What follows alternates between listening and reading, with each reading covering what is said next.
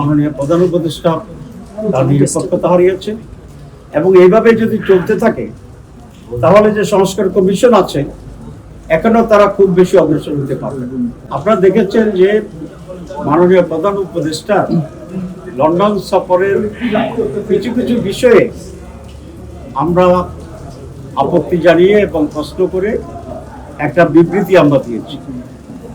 সেই বিবৃতিটাই হচ্ছে ওনার লন্ডন সফর ব্যাপারে আমাদের অফিসিয়াল স্ট্যান্ড এবং এটা আমাদের নির্বাহী বৈঠকে হাইস্ট বডি যেটা আমাদের অ্যাপেক্স বডি সেই নির্বাহী বৈঠকের সিদ্ধান্ত ভিত্তিতেই এটা এবং অ্যাপ্রুভালের ভিত্তিতেই সেই স্টেটমেন্ট আছে। তাহলে একটা প্রশ্ন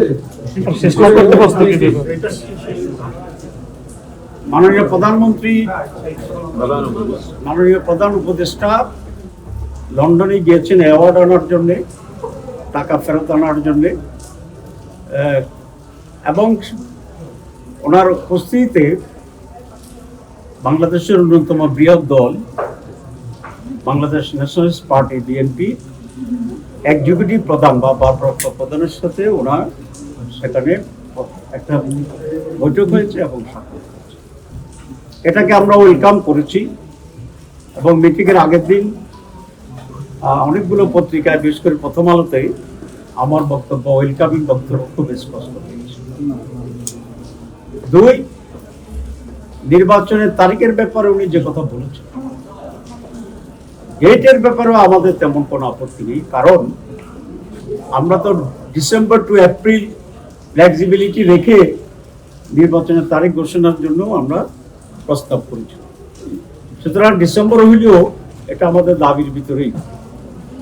এখন যে ফেব্রুয়ারির ব্যাপারে করার কিছু শর্ত সাপেক্ষে যে ফেব্রুয়ারির কথা বলা হয়েছে সেখানেও আমাদের প্রস্তাবের ভিতরেই আছে। এপ্রিলে যদি হয়তো যেটা উনি ঘোষণা করেছিলেন সেটাও আমাদের প্রস্তাবের ভিতরেই ছিল। সুতরাং ডেটের ব্যাপারে বাংলাদেশ জামাত ইসলামী পূর্বাহ্নেই একটা টাইমলাইন দিয়েছে, আর আমরা বলেছিলাম আমরা একটা পার্টিকুলার ডেটে ওনাকে ডিকটেট করতে চাই না, রিজিড থাকতে চাই না, আমরা ফ্লেক্সিবিলিটি আমরা অ্যাকসেপ্ট করি।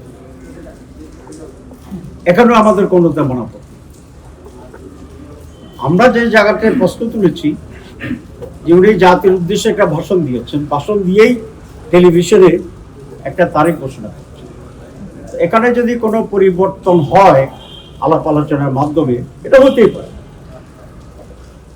বিএনপি একটি বড় দল, তাদেরও দাবি ছিল এবং আলোচনা করে উনি যদি কনভিন্সড হন যে এটা চেঞ্জ হতে পারে, এখানে আমাদের কোনো কথা নেই। কিন্তু সেটা ভালো হইতেও যেহেতু উনি একটা টেলিভিশনে কমিটমেন্ট করেছিলেন, বাংলাদেশে এসে আবার কথাবার্তা বলে এটাকে উনি রিভাইজ করতে পারতেন, কিন্তু সেটা উনি করেন।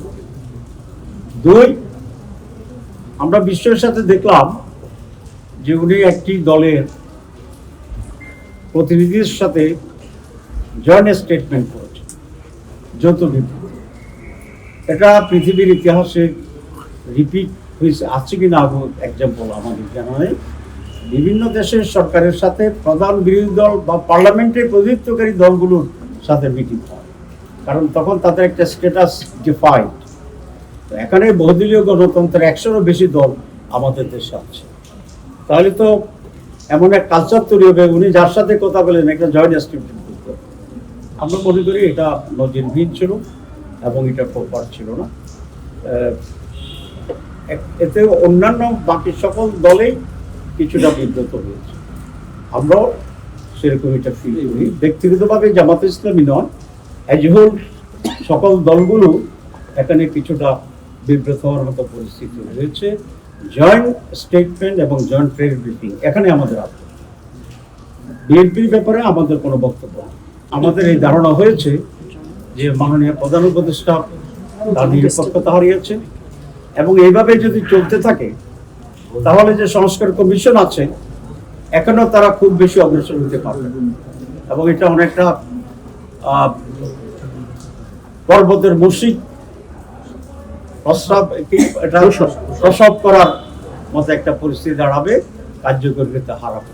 সে কারণে প্রতিবাদ হিসাবে আমরা গতকাল আসিনি। এর মধ্যে আমাদের সাথে ইন্টারিম গভর্নমেন্টের অনেক ঊর্ধ্বতন ব্যক্তিরা যোগাযোগ করেছেন এবং কাল দুপুরে মাননীয় প্রধান উপদেষ্টা আমাদের মাননীয় আমিরের সাথে ফোনে কথা বলেছে এবং কথা বলে আমরা আমাদের কথা বলেছি, উনি কিছুটা রিয়েলাইজ করেছেন এবং উনি এটা আশ্বস্ত করেছেন যে ওনার সরকার নিরপেক্ষ সরকার, ওনারা কোনো বিশেষ দল বা গোষ্ঠীর প্রতি ইনক্লাইন না, আগামীতে এসব ব্যাপারে তারা নিরপেক্ষ এবং স্বচ্ছ ভূমিকা পালন করবেন এবং সে ব্যাপারে আরও অনেক যত্নবান। ওনার সাথে কথা বলা এবং অন্যান্য কর্মকর্তাদের সাথে কথা বলার পরিপ্রেক্ষিতে আমরা আজকে আবার আসার জন্য সিদ্ধান্ত নিয়েছি। আমরা কোনো কিছুই অচল অবস্থার সৃষ্টি হোক সেটা আমরা চাই না, আমরা সবসময় ইন্টারিম গভর্নমেন্টকে সহযোগিতা করে আসছি। তো কিন্তু যেখানে ব্যর্থ হয় সেখানে অবশ্যই আমাদেরকে কথা বলতে হবে। আমরা শুনেছি, আমরা আশা করি আমরা এখন থেকে রিফর্মস কমিটিতে আমরা রেগুলার থাকতে পারবো।